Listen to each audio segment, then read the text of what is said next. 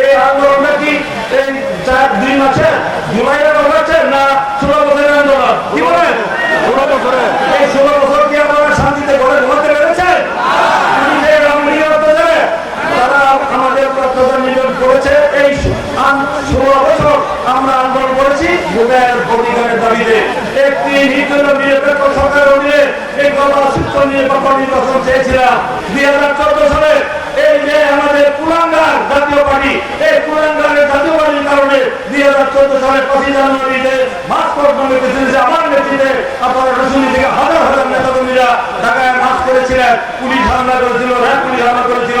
সেদিন আমরা সেদিন জুড়ে আওয়ামী লীগের সাথে যদি জাতীয় পার্টি হঠাৎ করে এই পরিকর সেনাদের সাথে নির্বাচনে না যেত, সেদিনই শেখ হাসিনা সেনাদের প্রকট হতো। 2014 সালের 25 জানুয়ারি আগে তার প্রকট হতো। এই দিনগুলি আজকে তার ক্ষমতায় ছিল। দীর্ঘ প্রায় 8 বছর ক্ষমতা দেখেছে এই জাতীয় পার্টি জন্মে।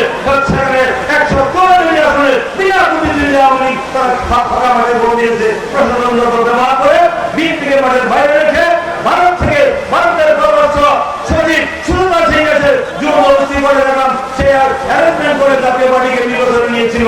সেই নির্বাচনে জাতীয় পার্টি ভয়ঙ্ক করলে শেখ হাসিনা নিশ্চিত করা যায়। হয়তো শেখ হাসিনা বারবারই জাতির সাথে বেমানি করেছে। 86 সে বলেছিল তার মিছিলে গুলি হয়েছিল সেই চিরঙ্গের নির্বাচনে। তারপরে বলেছিল যে শহীদের রক্তের সাথে বেমানি করে যারা জাতীয় নির্বাচনে যাবে তারা জাতীয় বেঙ্গলে চিহ্নিত হবে। সেখানে তিনি নিজেই কিন্তু রাতের অন্ধকারে লং ড্রাইভে গিয়ে একসাথে সাথে গিয়ে বলামি রাজি। সেদিন কিন্তু সেই একসাথে আরো তিনি 4 বছর সেই ক্ষমতা থাকা শুরু করে দিয়েছিল। সেই নির্বাচনে গিয়ে আওয়ামী লীগ বারবারই এই পিছনের কথা দিয়ে ক্ষমতায় যাওয়ার চেষ্টা করে খেলা হয়েছে। আল্লাহর তরফ থেকে খেলা হয়েছে। এই গণ অভ্যুত্থানের মধ্য দিয়ে আজকে আওয়ামী লীগ চির বিদায় হয়েছে জনগণ থেকে।